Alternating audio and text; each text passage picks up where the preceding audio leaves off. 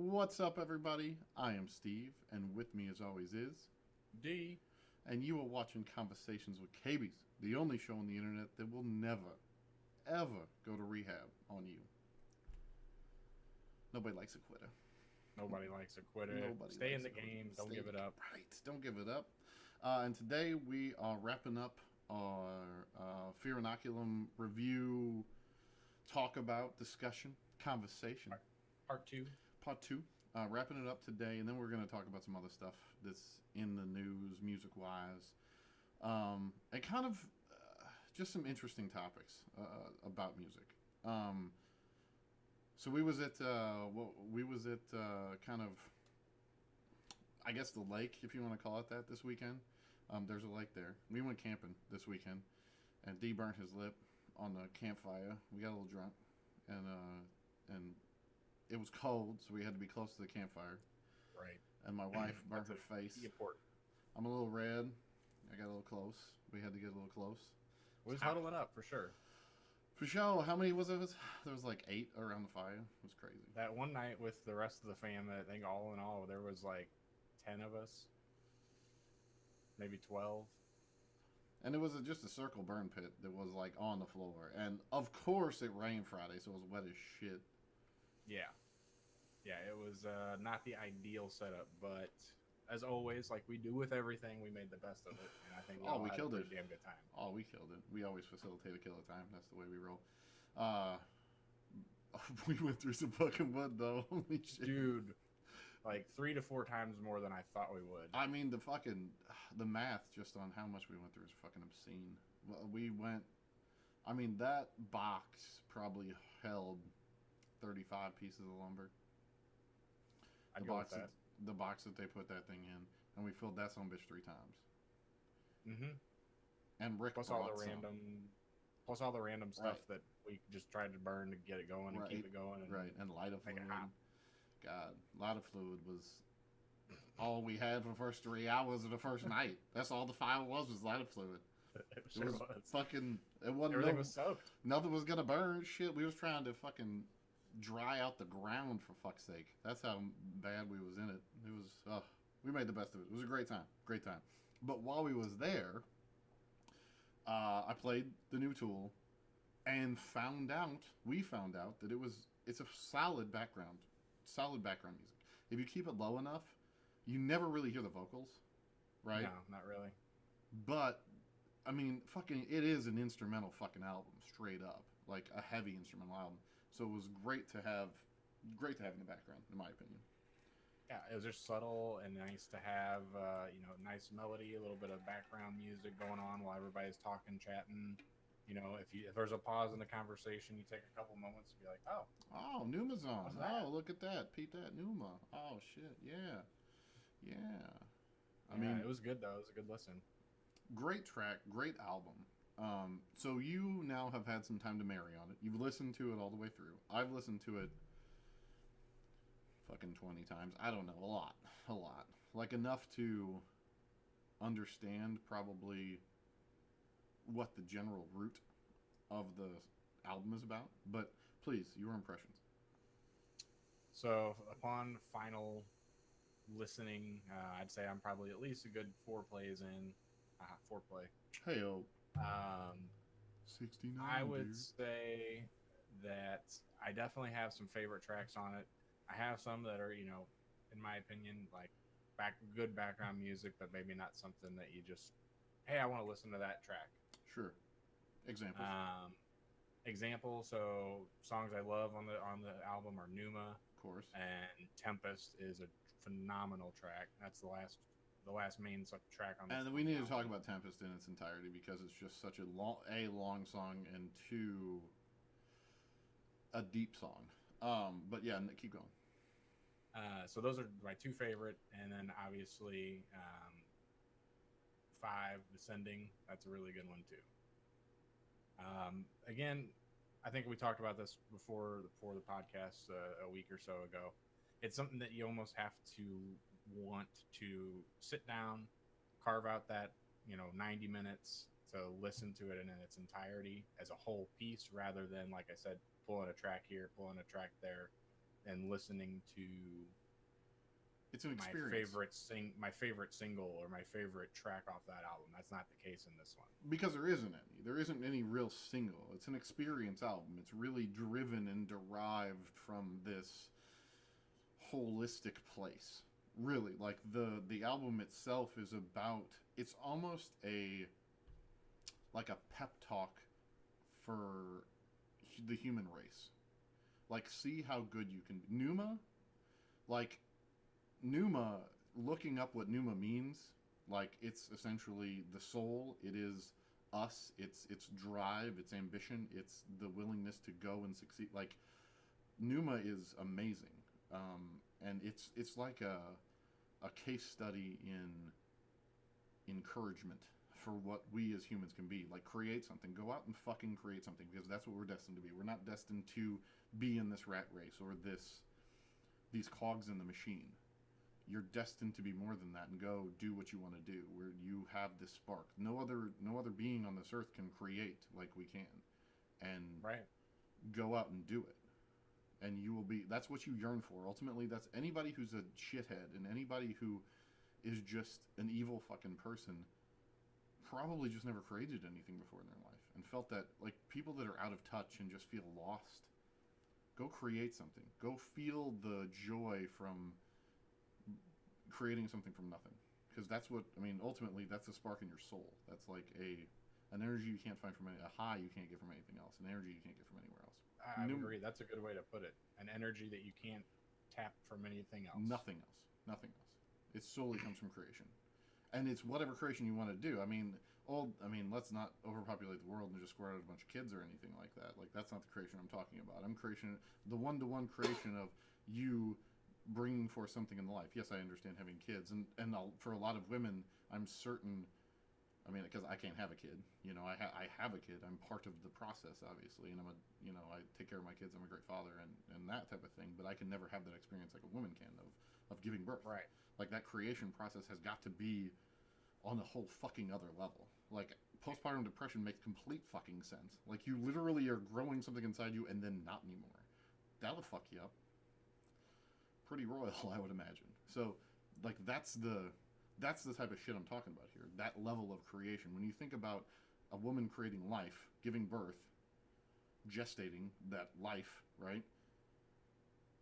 We can do the same thing in creation. That's the same type of experience. I mean, obviously, it can be argued that it will never feel the same way, and I don't know, because the best I can hope for is creating something. But when we remodeled your basement or created this shed or do any of the things that we do, it's in a sense of accomplishment, in a sense of energy that you can't get from anywhere else. You're tapping into something. Right, and crazy. I would dare say that there are a few things in this life that motivate us more than when we have a creative project on our hands, that we have an undeniable drive and persistence to do it. And it's weird, because that sometimes that drive doesn't come out in other facets of life. You know, we're good at other things. We have a lot of interest in other things, but it seems like creation and construction, that's a passion. That's something that you can't, like you said, it's an energy that you can't, and that's why we love it so much. Right, 100%. You can't harness it anywhere else. Yeah, it's fucking amazing. So Numa, in that sense, like, that's a deep explanation of that song, but that's how deep these tracks are. That's how crazy this fucking album is. Is it? I wanted to say I had a small take on that song too. So the I guess what you could, if you had to call it a chorus, if you had to, yeah. You know, Numa, We Are, One Breath, one spark. Yeah, that little tidbit right there. That is, for me, that's a calling back to be like, hey, human people, we are one. We are the same. Agreed. We come from the same place. You know, this divisiveness and division that we're all, you know, magnifying and focusing on in present day current affairs is bullshit.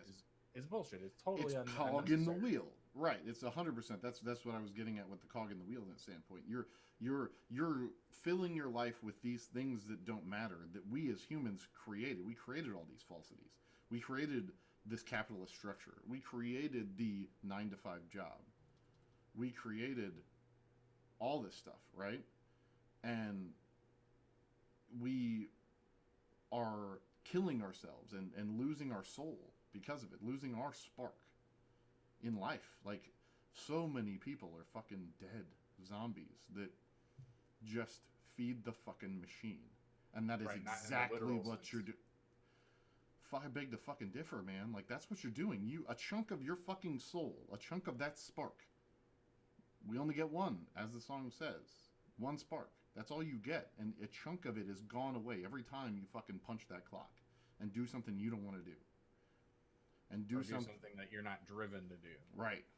And if we all got beyond the capitalist like that capitalist fundamentalist idea of make more and go more and buy and the materialism of it, and just realize that if we all took care of each other and drove everyone to be passionate, I mean, utopia is not something that cannot be achieved. Yes, they're mentally ill and mentally unstable people that, are the outliers, but the vast majority of us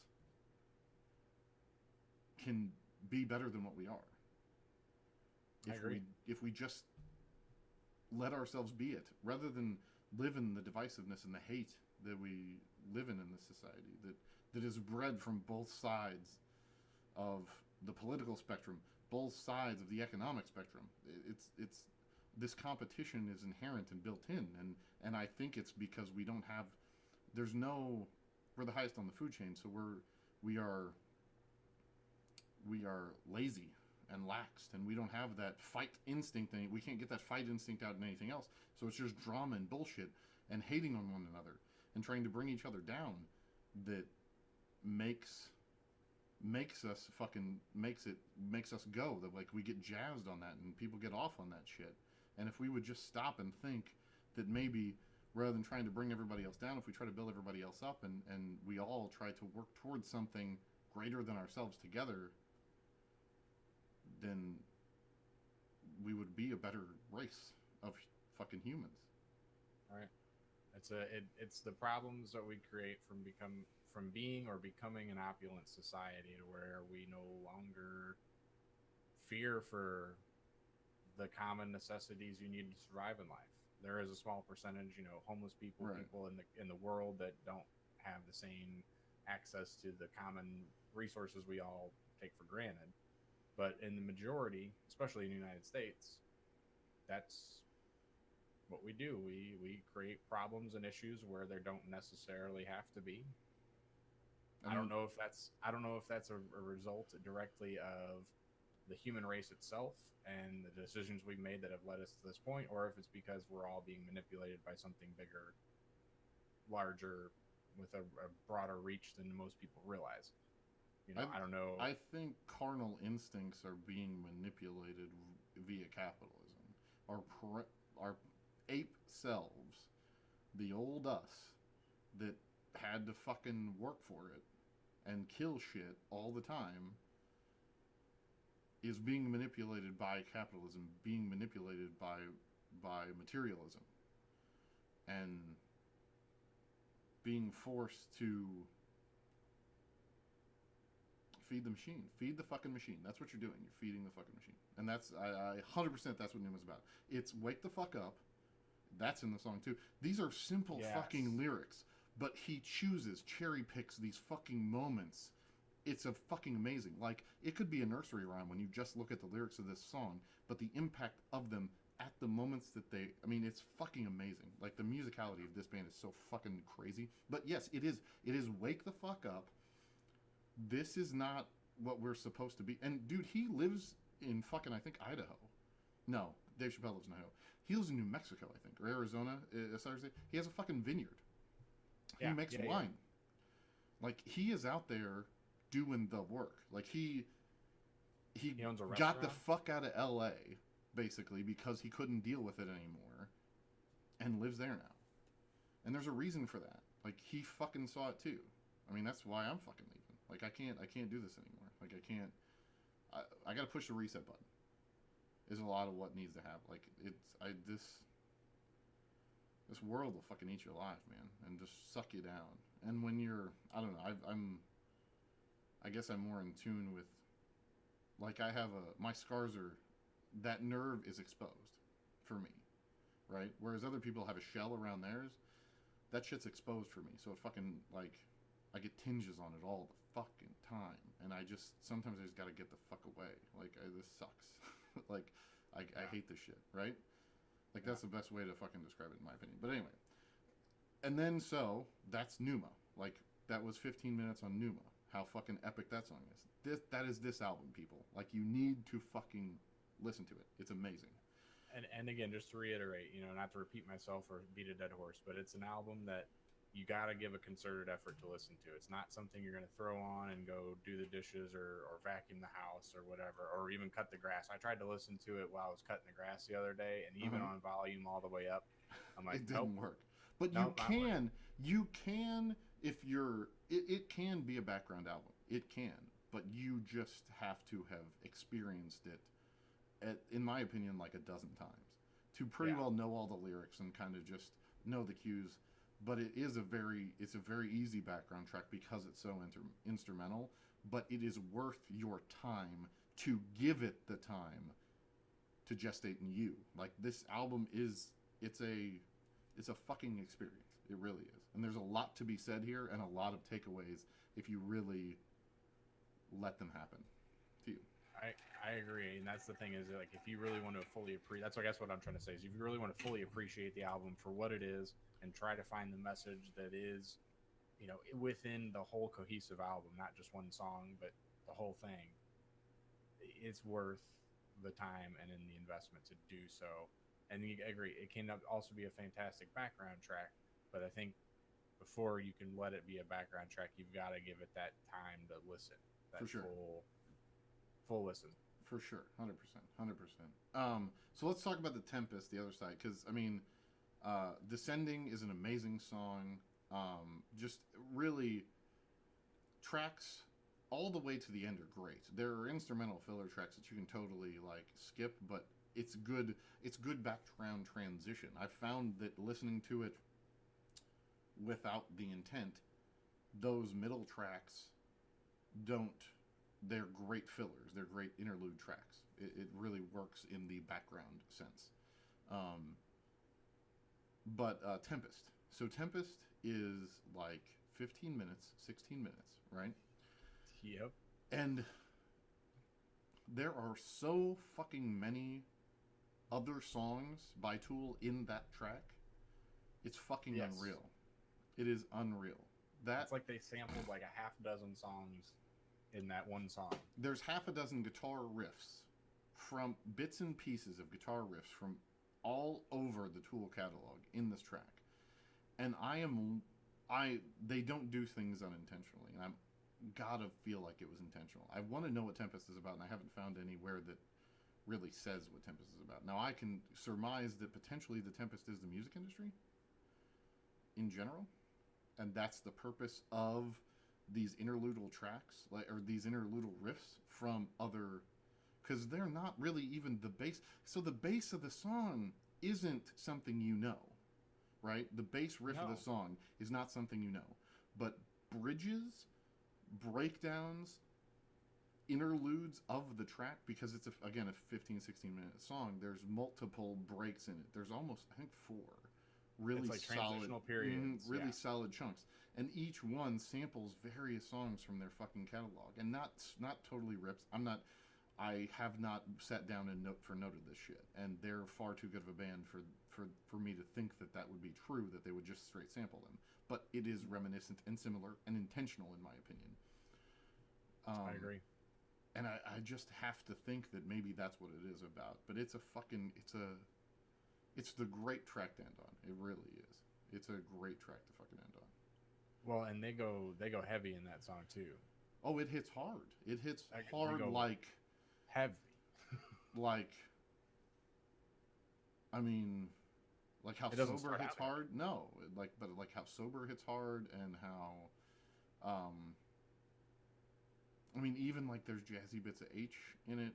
There's bits of like Eulogy in it, and there's bits of Schism for sure.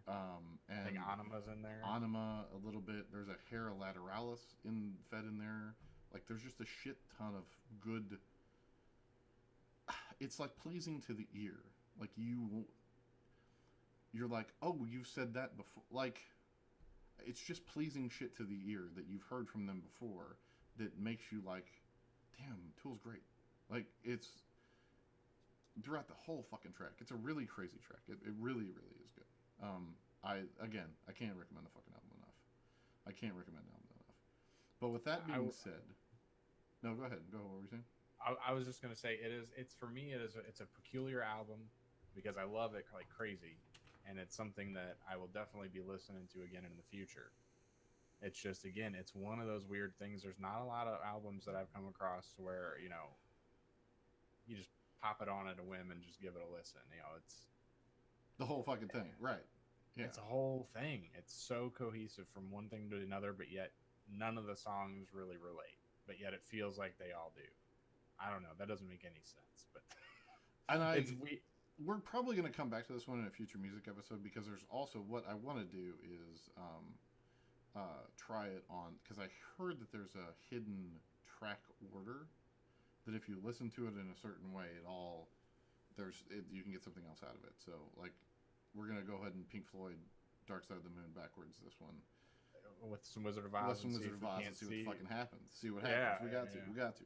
Now, with that being said, so somebody who fucking, with that, all that being said, with a band who fucking puts forth this much effort into their shit and can do hidden track orders, if there really is a goddamn hidden fucking track order here, I almost wonder if this album was written on psychedelics or if it was intended for the user to be on psychedelics. I could see that eyes wide open, man. Like, just some of the way that this music is written, it definitely has the feel like, I mean, first of all, nobody writes an album full of 10 plus minute tracks. That takes somebody who's just in the moment. All the outside influencers are just slowed down or totally shut out, and then you are just letting the music flow out of you. Right. And I wholeheartedly think that's the way he writes, whether it be on drugs or not on drugs. As far as Maynard goes with lyrics, it is well documented that he requests fucking the drums and guitar riff, like basically the music, and then he'll write lyrics to the music. Sure. So a lot of the times he's waiting for them to where he can get his lyrics written down. So I mean, I would totally see that, but I could also see like Danny or fucking the lead guitar player. Doing fucking being in a sesh of ayahuasca or fucking DMT or whatever. Adam Jones. Right. Thank you. While fucking getting after it, writing this shit. I mean, I can totally see it. It's just it's just a deep track. It's just deep tracks. Very much. And I think you're also probably not far off too, that if you wanted to try and understand a deeper meaning to the album or unlock something that might be there, the user being a psilocybin experience, a psilocybin experience, a little mild psilocybin experience. Go to Colorado where it's legal there and have yourself a psilocybin experience in a bar in a controlled environment while listening to Fear Inoculum may bring about some hidden meaning to you. Yeah. With that being said, drugs are crazy in music. Drugs and addiction, I should say. Like, it just is, it's something that goes hand in hand, it seems like. And James Hetfield is back in rehab again. I got the Loudwire article pulled up here that he went back in rehab. They had to cancel the fucking Australian and New Zealand tour, postpone it, move the dates because he's back in rehab. And Lars is saying that James is taking care of himself, and they just, I think the other day, just yesterday, released on their website that they're going to do like 5 festivals right after he gets out. I mean, my first thoughts are, okay, so James is back in rehab. That means the new Metallica album is going to be good. Because, I mean, anytime James is on drugs, it's good. Like, or drinking. I mean, James was never really into drugs. He liked his alcohol. And that's probably what he's back in for. And great, so the new album's going to be good. for sure. But generally, when he does that, he pisses off a bassist. So I hope the new bassist doesn't go away because he's a really good musician. They're all really good musicians. It's just Metallica specifically shits the bed. And are they too corporate of a machine now, or is it the fact that they're all older and not addicts anymore? That's tough, man, because whenever Death Magnetic came out, like, what was that, damn near 10 years ago now? 06, I want to say, is when Death Magnetic okay, came 13. out. Wow. Yeah. Damn. When that came out, dude, it was huge. It was huge. Like, the biggest thing they had done in several years. And while certain people looked at it as like... Okay, Death Magnetic came out in 08, and that was the Rick Rubin one that was good. Are you talking about the good one, or are you talking about Saint Anger, the shit show? No, everybody knew. No, that was their bane of their existence. Because Death Magnetic actually was good. No, it was good. I'm not shitting on it at all. I'm saying it was a good album that came out, and it was something they hadn't. It was the first thing they put out in almost 10 years. Probably. Well, I mean, they did Saint Anger. I think Saint Anger was 06. Death Magnetic came out in 08. I thought it was a long gap in between. Like, it was highly anticipated. I thought it was highly anticipated when Death Magnetic came out. 2003 was Saint Anger. So okay, so 5 years. Yeah, it was a big thing because it was a good album, and Rick Rubin was also producing it, and that was a big deal because Rick Rubin is a great fucking producer, and he only makes good shit. I mean, that's really all Rick Rubin shit's good. So if he was in on it, you were like, okay, cool, maybe this is going to be a good Metallica album, and it fucking was. I'm not denying that. Saint Anger sucked. Saint Anger was a shit show. Saint Anger itself, Lars fucked up in the recording like 80 drum beat, like 80 fucking times. Like, it was just a shit show on the drum. It was a shit show mix. It was a shit show everything. It was a horrible fucking album. And Saint Anger was good. It was really good. Like it. Death Magnetic. Oh, Death Magnetic. Yeah, Saint Anger sucked. Death Magnetic was really good. Great album. Cyanide was on that. Unforgiven 3. All Nightmare Long, Suicide and Redemption, My Apocalypse. I mean, it was a great fucking album. And they haven't done a good one since then. I don't think. True. I mean... True. I don't know. Have they even released an album since then? I think so. I thought that was their last one. Hold on. Let me go back, because I think Lulu came out in 2011, and that's it. Oh, okay. Well, obviously, I didn't even hear about that. Lou Reed and Metallica album. So it's been like collabs and shit since then, it looks like. But yeah, when Death Magnetic dropped, dude, they toured on that album, I think, for 2 years straight. Hardwired to Self-Destruct just came out. Uh-oh. And yeah, it just came out, and I've heard shit off it, and it's not great. It isn't. It's okay, but what it is, it's the Metallica formula that they're trying to copy, right? With just phone the fuck in. They're really, really great musicians, right? So they can fucking do it in their sleep. Write catchy shit, like write the rhythms that make a Metallica song a Metallica song. Like the formula, the blueprint. They're really good at it. They're really good musicians, so they just do that, and then he puts shitty lyrics on it. And it's like, dude, you fucking have no heart anymore. You're not in this anymore. It's a corporate structure now. And if you look at any of their recent documentaries, like the shit that they produce and put out on Netflix or whatever, it feels that way. And Metallica is now a brand rather than a band. I agree. I think they've been a brand for the last 15 years, probably. Even if not longer, yeah. And that 20 years, sucks. Yeah. And that sucks. It just sucks. So that's my take on that one. So if you were a gambling man, is this album that you just found that just came out, is that the one you think that caused them to go to rehab? I would imagine. It came out in 2016. It came out in 2016. Was Hardwired to Self-Destruct. So it's been out for a minute, and Hardwired was their like big hit on it. The song Hardwired was a single on it. Is there any? Well, then shoot, if James just went to rehab, then maybe we've got some new stuff coming out down the pipeline. Right. Which could be, like, their last single was 2018. Was when they released the last single, and it was the 6th single off this album. And I mean, So Hardwired was the first single. Moth into Flame, which wasn't bad, but it wasn't great either. Atlas Rise, which totally sucked. And then the rest of them I haven't even heard. So essentially, Octane said, fuck you. On Sirius. He said, I'm not even going to give you any shots after 3 shit show fucking singles. Yeah, because that's your station of choice for the most part, right? Octane is pretty fucking... The good thing about Octane is you get more of it's everything, right? You get more samplings. I hear shit that isn't on the radio for like 3 more months because they give it to Octane first, and Octane can play whatever the fuck they want, basically. I mean, yes, they have to cater to a certain thing, but they have a wider scope, right? Like the wider scope of... Whereas So 105.7 The Point is our local fucking radio station, so now everybody knows where we live. Right. And it's an alternative station. They have a narrow scope. They can only play this certain chunk, right? It's just this very chunk that the ad execs want them to play and the station wants them to play. Octane has a big scope because it's powered by subscribers.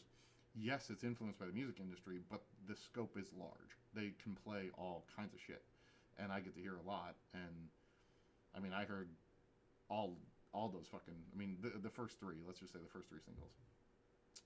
And they still play Atlas Rise from time to time, but it wasn't that great of an album. So hopefully they've got something coming out next year that'll be good, because he just got out of rehab. So generally about that time he writes his best shit. And you need strife. Is that it? Do you need strife? He's too lackadaisical. He's too caught up in the fucking cog in the wheel mentality. He hasn't made a vineyard out in fucking Arizona or New Mexico where he can grind it out and feel like one with the earth. He is in a building, a warehouse in LA, practicing this shit away that he's played for the last 30 years. Right. And has no heart in it anymore. I mean, do they need... Like, Scott Weiland. An addict from way back.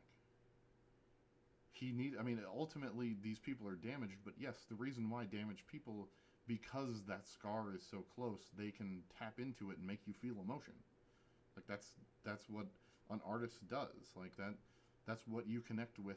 You connect with an emotion when you hear a song, and a good musician can do that. It makes you feel. Right. A good musician can do that. Right. So, do they need, since they're damaged, do they need this drug? Or is it like the high of being on stage is so great that they're trying to chase that dragon? Or is it all of it? With Metallica, it's hard, man. I mean, they're a super group. They've been around for a long time. They have a massive following. They've dropped, well over a dozen albums.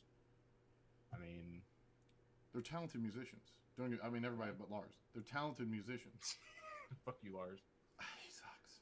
I mean, he sucks. He just is a really shitty drummer. Like, he's not creative. He's like, I feel, and I don't know this, but I feel like he's the business machine of that band. Like, he's the reason why they're so business acumen. Like, he's the engine that drives that business machine, right? He's not really good at playing drums, but he's good at that, right? And that's why he's around.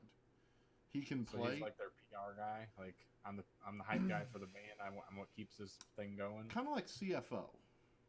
Like, he's the chief financial officer. So he's trying to fucking make sure all their finances in line, make sure sponsorships are good, make sure we're getting paid for all of our shit, and I can keep a 4 on the floor beat. So that's why they got me around. And I mean, let's be real. Metallica has never been known for the drums being fucking amazing in all their tracks. There's no drum solos in a Metallica song. They're all guitar solos. That's because you got fucking Kurt Hammett who can play fucking better than pretty well any other like hard rock group there is. I mean, Angus Young in his heyday, maybe, but like when you're talking about hard, I'm not gonna say metal because metal's, you can go into a fucking wide gap with metal, and I wouldn't call them metal. They used to be, maybe, but they're a fucking hard rock for sure. And I mean, because you can get into like who's the Dragon? Fuck. Dragon Force. Yes, you can get into Dragon Force when you're talking about metal, and give it up because Dragon Force is the shit. Like, they're fucking amazing. So those two dudes, those two guitar players in Dragon Force, I've watched many videos of them. They're fucking amazing. They are retarded good. Well, and they're Like, so good together too. Like they read off each other. Like if we both were amazing guitar players, we could read off each other like that, right. right? They're fucking We just have an that. amazing pair of fucking yeah. They're just an amazing fucking pair of musicians. So, not saying that Kurt Hammond isn't that good. He's fucking really really good though. Like really really really good. And as far as hard rock goes, you don't get much better. So he can do whatever he wants. James Hetfield can sing and play fairly well. You know, nothing fancy, but he's a rhythm guitar player and he does it well. Um, the new bassist is fire. That guy, that Samoan dude, is awesome. I don't know if he's Samoan, but he looks Samoan, and I fucking Trio. yeah, he could be Hispanic, but whatever, whoever he is, he's nothing. He's um, a minority, and he's fucking awesome. He's great. I'm not sure what minority he is. It doesn't really fucking matter. He's great. Amazing. I can't. I'm not sure if he's his fucking kid is dope as shit too, dude. He fucking just did like a Soul Chamber. Did you see that shit? His I saw fucking him son play with played. his kid. He played Or no, his kid He played. The kid played for him. for Soul Chamber or something like that. Like, and he's like 15, and the kid fucking is sick too. Like fuck, and he does the whole like the squat thing with the bass and fucking throwing his hair around. Like his kid does it too. It's fucking great. Like it's dude, you raised your kid right. Good job. Just like me. Right, it's fucking awesome. So yeah, dude, I just think, like I was saying, I just think it's so interesting that they go hand in hand like that. And when you get off of drugs, if you're Creativity's gone. right, if you're a band that started out on drugs, this is a better way to phrase this, because if you're a band who started out on drugs, and you go away from drugs, your band becomes less than 100%. But think about a band like Foo Fighters. They're just getting old, so they're not writing as much shit anymore and things like that. But I feel like musically and lyrically, they're just as good as they were. Like they haven't lost that musicality, right? They just don't write as much as they used to. And now they need more creative outlets, and that may be via collabs with other musicians and things like that with their Sound City sessions and the Studio 606 album and that kind of shit, right? Absolutely. So, but that's a good comparison that you draw there, because they're very similar, and I mean, probably Metallica's 10 years their senior, but they're both super groups. Let's be fucking real. And, yeah, absolutely. And I don't think Foo Fighters has ever written an album as bad as any of the Metallica bad albums. I would agree. I mean, everything I said about Metallica applies for Foo Fighters as well. That's why it's a great comparison. You know, they've got a huge following. They've been around for 25 years. Yeah. 25 years. Yeah. 25 years. Easy, yeah. Yeah. We're there. They have dozens of albums, and they still are playing shows and still selling out arenas. Everywhere, yeah. So the fact that Foo Fighters, none of them have ever allegedly been involved in any major drug crimes or anything like that. None of them I don't think have ever gone to any major rehab or battled with any sort of hard alcohol. Taylor Hawkins had a little bit of an addiction issue with, I believe it was heroin. Really? Yeah, early days, like Learn to Fly days. I didn't know that. He went in the hospital in Rome. It may have not been heroin. It may have been booze and like some pills that he accidentally mixed. It may have been booze and champagne, or champagne and pills. I want to say actually, now that I think about it, and maybe it was an opioid thing because it was some muscle relaxers and shit.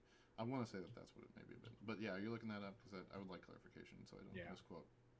But anyway, I know for certain it happened. I want to say it was around Rome, and either that or that's the day he went in, because it was a very similar situation to when he went in with Kurt. The Kurt thing was in Rome with Courtney Love. I don't know where this was at with Taylor, but he went in with Taylor, said, "Hey, dude, I've done this before. I don't want to do this again. Like, fucking don't do this to me," basically. And they took a month off or something like that, and maybe not any time really hardly at all. But yeah, it was just a minor thing that didn't really get much play at all, and it was in early days, like early 2000s, I think. So it said that Grohl was doing drugs when he was in Nirvana, but Sure, yeah, they all did drugs then. Yeah, once, I mean, that was a given, but once they all started to get popular, he said he stopped doing drugs. He was like, it didn't make him feel good. He wasn't right. able to perform as well as he wanted to, so he gave it up. He was about the music, and yeah, that was he didn't want to do it anymore. And then it started to become this, and that's how he kind of drifted away from Kurt. It's like it's not like you don't like those people or don't like what they're doing, but you're not friends with those people anymore, so you don't hang out with them. You know what I mean? You hang out with different people, and I get that totally. So T-Hawk here, he overdosed in 01. Oh, one, yeah, so early 2000s, right? Yeah. Yeah. It said it put him in a 2-week coma, and after that, he thought that the band was going to split up because they didn't want him around anymore. Yeah, he was scared shitless. Yeah, but that didn't. He said it was. He said there was a year of just heavy partying. He didn't get into it much in the documentary that I watched, so I don't know any of the finite details. I just know that that happened, and yeah. Oh, it was right around the time when Grohl and fucking Eagles of Death Metal. Oh, that's right. Queens of Stone Age. That's right. Yeah, he was like, "Are you gonna fuck? Are we quitting this thing?" Yeah, right. Yeah. A lot of shit was going down at that time. But anyway, great comparison. And again, none of them have really gone through that. Pat Smear, I'm sure, in the early days of his punk days, had some drug use, but they're all got families now and they're older, and none of them do drugs anymore, really. And I would say too that even if you want to talk about this overdose early in their career, drugs have never been a prominent focal point of their band or their group. Yeah, agreed, 100%. And with Metallica, they probably haven't either, but we know James has been in and out of rehab, and I'm sure a couple other of them have. Well, I mean, he's an alcoholic. James is an alcoholic. Goes through the 12 steps. He fucking preaches the shit. I mean, it is fucking wildly known that he is. He's been in rehab multiple times. They wrote their best shit when he was drunk all the time. I mean, I'm sorry, but that's what happened. So, rather than tiptoe around that, can we get to the heart of that? Can we learn anything from that? Can we extrapolate from that with these bands that are addicts when they start? Obviously, that's got to be where some of the music comes from. Has to be. Music comes from strife. A lot of great music comes from strife. The best music comes from strife, unfortunately. Absolutely. Old soulful blues, R&B. Fuck yeah. Good rock song. Right. I mean, strife and sex a lot of the time. I mean, some of the best. The other subset of best songs is sex. I mean, these are two of the most powerful emotions. We all can relate to them as well. I mean, we all want to get off. I mean, that's just the way it is. We're fucking crazy ape people. We like to shoot our load. That's what we do. I mean, we're just crazy ape people. I mean, when it comes right down to it. I mean, seriously, think about having sex. We're just crazy fucking ape people. I mean, you don't... Right, in that sense, yeah. You're just fucking crazy fucking... And then you go back after sex and you're like, fucking hell, that wasn't even me then. We're just crazy ape people. And then we've got the flip side where we're highly intelligent and we overanalyze everything and we try to understand the true meaning of something and wow. Whereas it just is nothing. But it's interesting that, I mean, it's not interesting. Obviously, it's fairly obvious that somebody who's been through some shit, been through pain, and has talent enough to translate that pain into music. We would love that, and we would seek that out and enjoy that. But it just is unfortunate that we can't fix the shit. Like, they can't get happy enough and then find that musicality in other things. It's almost like they're chasing that dragon. Like, it all comes back down to chasing the dragon. And the stage is my new addiction. And that high I get is my new addiction. And then when I can't get that on stage anymore because it's just too easy, I fucking go back to drinking or drugs. And I can never write as good because I'm always chasing it. I'm always chasing the dragon. And when I'm sober, I'm thinking about it too much. I'm trying to write the next hit that's going to get me on stage. That's going to get me that feeling again. And when I'm drunk, I don't give a fuck about anything. But I'm also useless. And the more you go in that process of coming off of rehab and going back on it, you tend to be a shittier person each time you get back in the hole. like all the good shit goes away. Like each time you do it, if you don't commit to alcoholism, there's a tick box of like all the good shit that it gives you each time. Like that creativity, that's the first one to fucking go. Like you go out of rehab and then go back into fucking being a drunk asshole the second time, you don't even have that creativity anymore. That one's gone. Mix it. And it just, you can't see that, like when you're fucked up, I guess, or an alcoholic or something. I don't know. It just is it's really unfortunate. I wish we could fix that in a band because they're talented musicians. It just feels like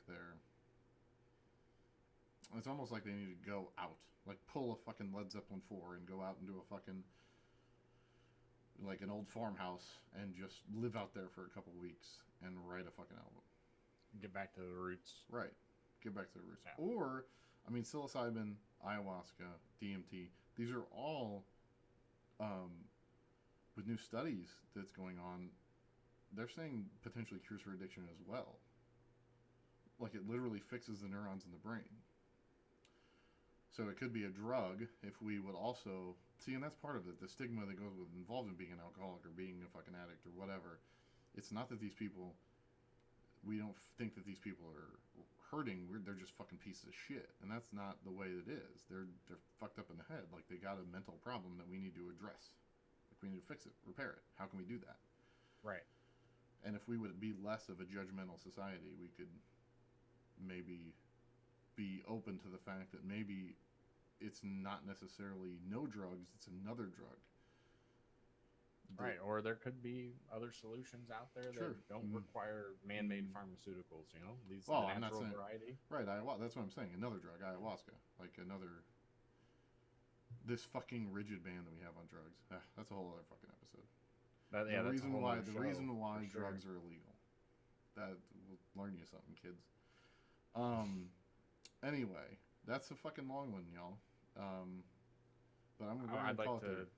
I'd like to summarize everything by drugs have a huge impact on all entertainment platforms out there. Music, comedians, anybody who's involved with the music industry or the comedy industry, or sometimes even actors. You know, Hollywood's full of them. Sure. I mean, they're all generally any industry. I mean, honestly, if you want to go back to music, the fucking oh man, who is that? But go. They're full of it, and usually it seems like some of the best producers in those respective industries are either come from a broken past, had a rough upbringing, you know, got involved with drugs, something like this along the course of their life that had an influence or impact on their life, and was a general contributor to their downfall, but also their success. True. And Theory of a Dead Man said it best. That everyone's high right now. Oh, that song? Yes. Medicate. Yeah. Everybody's medicated. Yep. Whether it's prescription drugs or not, everybody's fucking medicated. Yep. The world is tough. Sometimes you need a little boost to get through. Caffeine's a drug. Absolutely. If you're fucking shitting all over everybody for everything, you need to fucking take a look at what you're doing a lot of the fucking time. And realize that this world is hard. And everybody needs help getting through it. I love it. I think that's a great note to end it on. For sure. Well, you beautiful people. We shall see you in episode 5. That would be episode 4 in the books. Later, bitches. Thanks for tuning in, folks.